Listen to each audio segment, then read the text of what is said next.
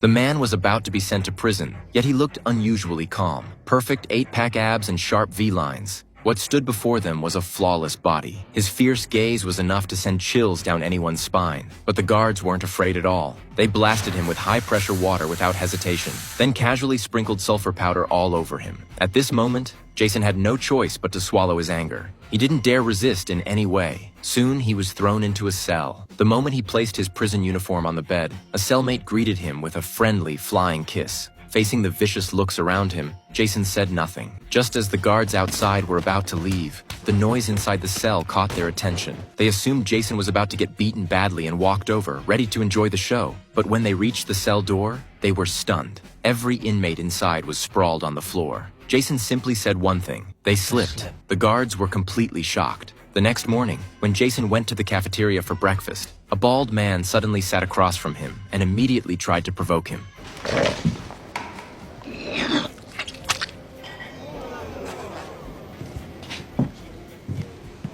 At that moment, the bald man's boss walked over as well. Jason finally lost his patience and was about to teach the boss a lesson. Luckily, the guards arrived in time and stopped the situation from escalating. Afterward, the guards escorted Jason to meet the warden, warning him along the way. The man he injured was the prison's race car driver, and the warden hated anyone who caused trouble with racers. Once Jason entered the office, the warden began explaining the prison rules, constantly trying to provoke him with words. But Jason remained completely composed. With no other choice, the warden revealed her true intention. She wanted Jason to replace the deceased racer Frank and continue a brutal game called Death Race. As part of the deal, if Jason won 5 consecutive races, he would be released from prison and regain his freedom. Hearing such an offer, Jason agreed without hesitation. The warden then took him to a garage and handed him over to Frank's former coach. From that moment on, Jason stepped onto a path of no return, and the deadly game known as Death Race was about to officially begin. One day, while Jason was outside relaxing, he accidentally noticed something. The bracelets worn by prison staff were identical to the one worn by his wife's killer. Jason immediately realized this was a setup targeting him, but if he wanted to escape this prison, he had no choice but to endure it for now. Soon,